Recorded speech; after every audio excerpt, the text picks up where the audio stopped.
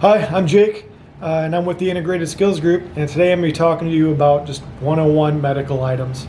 Get a lot of questions about IFAKs, and I did an IFAK article recently that I still have tumultuous feelings on because I think that the best IFAK and the best IFAK packing list is the one that you tailor to yourself for your situation. So having a one-size-fits-all IFAK is kind of a really, it's a mindset that's stuck in the idea of like Army times and how they use their IFAK, and not really how the wider world can mold that for their purposes. So this is pretty low production. I've got no script. I just came down here to set up a camera and talk to you.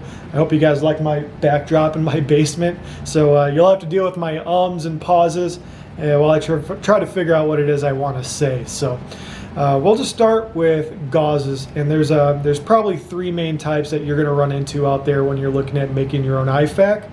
The three are probably going to be the compressed gauze, your rolled gauze, and then your combat gauze, or any other type of gauze that has a hemostatic agent in it. So the most common generally is going to be this. It's a little square pack. It's usually vacuum sealed, and it's just regular cotton gauze. And they package it like this pretty much for no reason that I could think of other than it's compact. It'll fit in a bag. It'll fit in an IFAK. It's easy to slip in a pocket, that kind of thing. And it comes with what's called a Z-fold. As you can see here, it kind of accordions out as I pull that. That's called the Z-fold. And this is for you to take the gauze when you grab it, grab a handful, pull over and stuff into the wound, and it just accordion pulls out right like that. The question does come up sometimes, what is that little blue line for? Is that for anything? And it is. This line actually shows up on x-ray. So if someone gets hurt and they go to the ER and they do an x-ray maybe before the OR, they'll be able to see where gauze was stuffed into them because that little blue line shows up. So you do have to keep a pretty good hand on this one as you pull across, as you're going through and packing a wound. My favorite, what I like to keep in my aid bags, is this right here. This is rolled gauze. This is 3-inch rolled gauze. You can get it 2, 3, 6 inches, whatever have you. And I find that it's a little bit easier to pull from. If you do get these kind of packages, here's a fun trick. There's air in them, right? So if you want to open up one of the sides here that are kind of tough to open, here's how you make it easy. You just pop it, let the air come out, and it creates a seam right there, and you just kind of rip it open. I don't know where I learned that or where that picked that up, but it helps make things a little more expedient. So the rolled gauze, I think, is a bit easier to deal with because as you pull it out, it doesn't want to fall over itself near as much as the Z-fold accordion wants to kind of come undone. But another thing you could do, and this was a trick an old medic taught me, is instead of rolling around like this with the rolled gauze, you could take and you could pick a little bit at the center, and it will spiral itself out once you pick it from the center. So you could hold it here. A lot of this gauze isn't going to go anywhere, and as you're packing, you can pull it right from the center like that, and it just keeps itself a little bit more collected in the yet unpacked gauze end of things. And I don't know, it's what I've trained on the most, and it's just what I like best. It does not pack into IFAKs or small kits near as easy as the vacuum sealed Z-fold stuff. So just kind of determine what it is going to be for you. If you need just a really small kit and it's going in the back of your belt for, I don't know, your shooting competition or something like that, yeah, the compressed gauze, the Z-fold is just fine. But if you do have time for a bigger kit, or you're making this for like a car kit or like an at-home kit, yeah, try to seek out the rolled stuff. And you can stage it in other ways. This is how most of my rolled gauze is sitting around my house. Gauze, it's funny how much people think they need versus what the reality of what most wounds are, especially if you're talking like pelvic cavities. You could hold a lot of material in there, and if you think about what the Z-pack gauze is, I mean, let me roll it back up here. If I really compress this down, it's not even the size of a tennis ball of material. And so if you got someone who, I mean, God forbid, they took like a 9mm to the pelvis or something like that, there's going to be a lot more cavity to fill than just this. So having multiple bits of gauze, I usually put 2 3-inch roll gauzes together in these little kits, and just to make it easier to open, this is what's called dummy taping. This is a big thing that we learned. So just big old tabs that you can grab when you got the fumble fingers on, or you're wearing big gloves out in the environment. You just grab it, rip it open, and easy to go. The third type of gauze is going to be your combat gauze. I know there's other types out there. Celox I hear all the time. I haven't trained with that one a whole ton, so if you have that or that's what's available, definitely read up on it. I've got an old thing of combat gauze here that I will tear open and show you. If you got the older ones, you might get these rolled combat gauzes like this. So this one doesn't have the little blue stripe in it, and I could kind of round it out and you could see like a hole right through there. It's rolled just like the rolled gauze is. You're generally not going to see that anymore. On the newer ones that are vacuum sealed like this, it's going to be Z-folded just like the other compressed gauze from like North American Rescue is. So this stuff works very, very well. It doesn't get all hot like the old Quick Clot powder used to. And the big thing to know with this that I think a lot of people don't realize is that it's not a set and forget item. You need to, if you're putting this on an arterial bleed, you need to hold pressure on that wound for at least 2 minutes. And generally, this isn't going to be enough. Generally, you'll need this, and you'll need another baseball size of gauze to come in and fill that wound and create a lot of pressure so that way the hemostatic agent can do its job. But also, that pure pressure is going to help with bleeding control as well. So when you use one thing of combat gauze, assume you're going to need at least one other thing of other gauze just to fill the wound cavity. Otherwise, the amount of blood that can come through can soak through this in a way that renders it pretty ineffective, even if you have the right amount of time and the right pressure on it. So, I mean, that's gauzes in a nutshell. You can do all sorts of other things with little gauzes like this. If you don't have an eye shield, we were taught ways that you could like make a little circle around your hand and you can start feeding and wrapping it through, and it creates little donuts, right? And you could use those donuts if you have penetrating traumas and things like that to wrap around. I don't know, say somebody gets a stick stuck in them from a blast or something, and you need to stabilize that before you wrap it. You could take those gauzes, you can make little donuts out of them and stabilize them up. So they're a Swiss Army knife in a big way. I prefer the rolled ones. The compressed ones is what you got, rock on. Just have 2 or 3 of them, because one's, in my experience, one's almost never enough to do a wound packing job. So that's really it for gauzes. Going on to bandage types, I got 2 or 3 here. We'll start with the more basic one. So usually found rolled up like this, in there with the little clips. These are just your regular ACE bandages. These I use mostly for like wrapping ankles and musculoskeletal stuff, but they can be used in a pinch for quite a lot of other things. This right here, this little ACE wrap, is probably the most used or lauded dog tourniquet that's out there. Most canine handlers you talk to, they don't use specific tourniquets for dogs. They just take an ACE wrap or an ETB and they wrap it really tight around. So there is a reason to have these. Likewise, these, if you just need some kind of forgiving pressure, so not like a really hard stop in the bleed pressure, but something to stabilize, these can be great, such as broken ribs. You get a floated rib and you need to pad it up. You just take a big old thing of your gauze, whatever type, put it over top of that, and then lightly wrap this around, and it's going to give you enough stabilizing pressure that that rib's not going to go floating around, poking anything else. That's going to give whoever's got that broken rib a little bit of relief. So there's a lot of uses for it. There's other pressure bandages that are self-adhering. Should back up and mention. They come with those little clips because this can't stick to itself. You can use those little clips. I don't. They're generally terrible. So you're going to want to have some other kind of tape or a way to stabilize that on there. Just medical tape is great. Duct tape is just fine. So if you're going to use this for anything, know that you're going to need tape. There are other pressure bandages that are self-adhering. So this is a North American trauma one.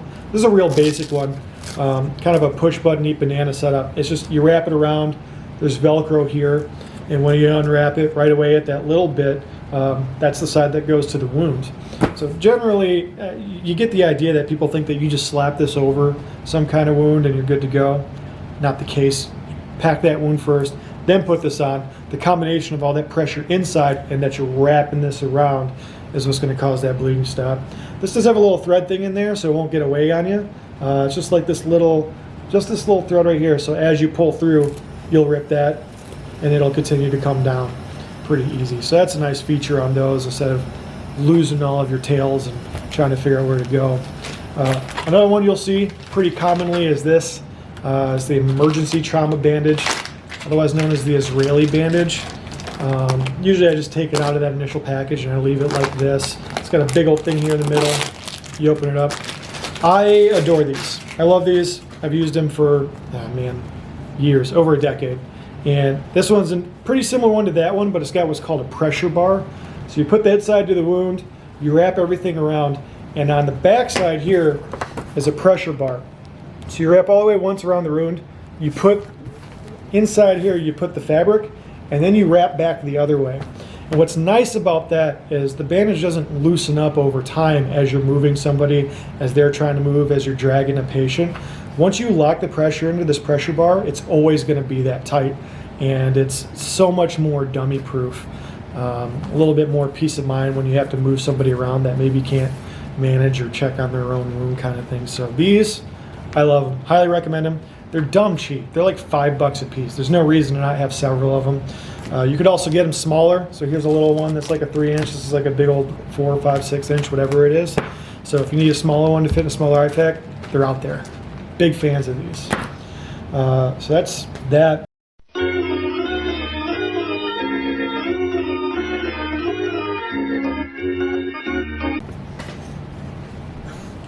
Okay, we're back. My battery died, so we just finished talking about other bandages. We're going to go into the last dressing type. I guess it's dressing, is the occlusive dressing. So occlusive, basically, in layman's terms, means it doesn't allow air to pass through. A bandage like this, stretch it out. You could almost see the holes in the air through it. That'll not stop air from passing in and out. What you need for that is something like these. So these are a hyphen chest seal. They got another couple like these. These are bigger. These have been in a million IFACs. This one is a twin pack. It's kind of nice that they package them like this. If you have an entrance wound, you should assume an exit wound. So going into a situation where there's going to be 2 wounds and only 1 bandage, obviously not great. So might as well buy them in pairs. I'm glad they sell them like this. I'll sacrifice one of my old ones here. These are what's called the hyphen vents. So they actually have a little extra bit in the middle. The way these work, you open them up like this. They come with this little gauze bit in here to wipe away blood. It's whatever. They have, you can see the little shape on there, hopefully, where there is adhesive, so right where my finger is, and where there isn't adhesive, which is right there. And the idea behind that is when you get shot in the chest, you take this off. It's got a nice tab here, so that way you could pull it across like this. And you, try here, slap it right on, right? The idea is that when I inhale, inspirate, right, and pull more air in, it's going to go ahead and take all that extra air in the pleural space. It's going to seal it down so more air will go in to the lung, and then when I exhale, pressure the other way around, it'll slam, or it'll open up and allow the bad air to get out. So the idea here is the way that the pressure works, breathing in and out, and air in the pleural space, is that it'll let bad air out and let no bad air in. So pretty straightforward there. There's other ones that don't have the vent. There's other ones that have like a little specific flutter valve there. They're all well and good. I keep a lot of NCDs around, and so I generally like the ones that are just straight sticky stuff. Let me actually see if I have one here real quick.